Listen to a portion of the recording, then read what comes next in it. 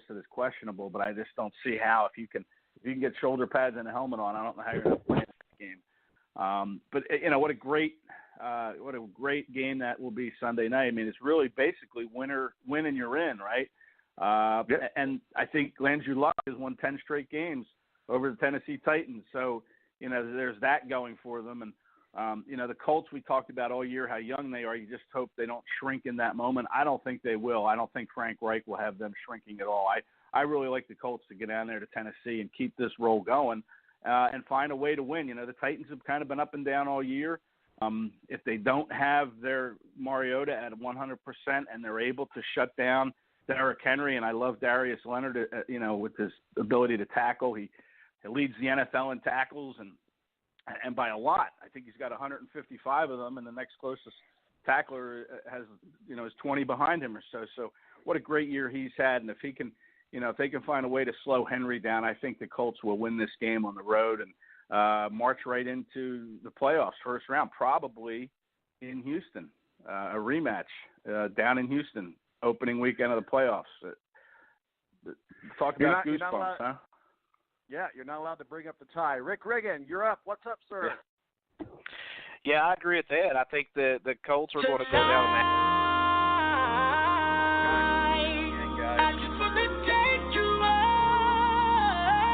I don't know what that is.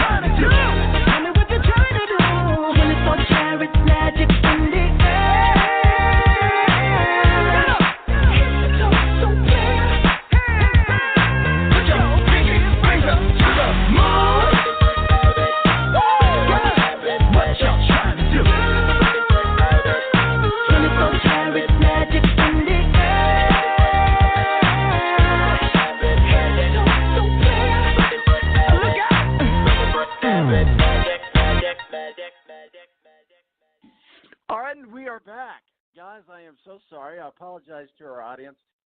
Something funky's going wrong with our facilitator. Has nothing to do with me. I didn't push any buttons. I just sent a screenshot to Rick. I said, look, Rick, it's not even on the board. So it's happening on our facilitator side that takes us in and out of breaks, which is why we're not been able to take a break. It's just the last year show, so something's gone funky in New York City with a Blog Talk, and I can't fix it on the fly. So sorry about that, Ed and Rick.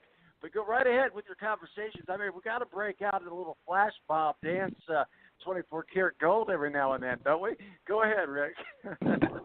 Yeah, before we get back to the Colts Titans, I just want to give a big thanks to Bruno Mars for the mandatory dance breaks for every 30 minutes on today's show. I mean, he's really provided an uplifting spirit going into the New Year's holiday. You know, New Year's a big party day, and we're getting it started the right way here on the balance. That's right. We are bringing out the party early. Dance party here, balance style, the last show of 2018. What else can we expect? I've tried to do the chat to them, and all I get is we're out for the holidays, enjoy your holidays. So it's not on me, guys. It's on our facilitator. It is what it is. We just keep moving. It's live radio. So if you guys want to dance right along with us, I think we're not going to have another flash mob dance this show, so I think we are good because based on when it just randomly happens, I think we'll be out of time by the time it happens again. But go ahead, Rick. Yeah, I was going to agree with Ed about the outcome of the game. I had a point I was going to get across too. Now I can't remember, but I do agree with Ed. I do think the Colts are going to go down to Nashville and get I think it's going to be a close game, really good game. But I think Andrew's probably going to move 10-0, 11-0 against the Titans. And, it's a playoff game, really. I mean, we was calling it a play-in game earlier. It's really a playoff game all by itself. So I do think the Colts get it done. I like what they've done on defense this year. Andrew Luck is now the least sacked quarterback in the league, if you can believe that. And their defense is playing really good. I just think Tennessee now with the problems, the injuries, and the Marcus Mariota being dinged up, that they are going to put a lot on Derrick Henry's shoulders because of these outbreak games he's had these past 2 to 3 weeks. I think the Colts see that. They're going to be ready for that. And I'm not sure with a banged up Marcus Mariota and they can slow down Derrick Henry, what Tennessee is really going to have to be put together in the fourth quarter of a game like this. I just think the Colts are going to get it done. And let's talk a little bit about 2018, obviously, of what's happened in the NFL, some of the top stories. One of the biggest stories that we can think about is the emergence, if you will, or the appearance of Baker Mayfield and the Cleveland Browns. Say what you are about the Browns. Obviously, they are mathematically eliminated, not going to make it. I think Baker Mayfield is playing a little bit of a brat toward their former coach at Cincinnati, but that's neither here nor there. That's a different story. But Baker Mayfield has came on the scene, and one would say him or Barkley is going to be the rookie of the year. You got to look at Baker Mayfield and the Cleveland Browns being a top story in the NFL in 2018. Yeah, I absolutely agree that there's what are they 7-1 I think going into Baltimore with a chance to play a major spoiler to the Ravens. We saw Antonio Brown, the Pittsburgh Steelers receiver, tweet out through social media his new jersey that added an S to his last name, Browns, because the Steelers need a Browns win against the Ravens to keep the Steelers' hopes alive for a playoff spot. Of course, the Steelers have to beat the Bengals, and I think they will.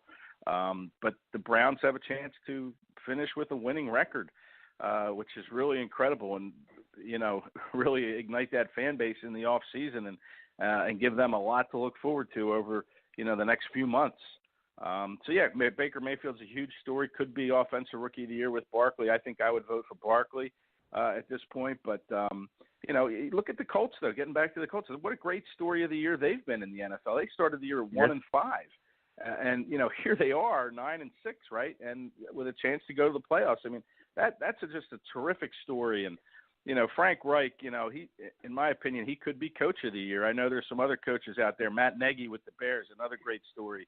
the Chicago Bears winning their first division title since 2010, and nobody thought that was possible going into the season. So that's another great NFL story of the year. But you look at the great coaching jobs this year, and Frank Reich's, he doesn't take a back seat to anybody with where the Colts came from at 1-5. So, just so many great stories in the NFL. Baker Mayfield and the Browns certainly won, but I love that Colts story going from 1-5 to the brink of the playoffs too.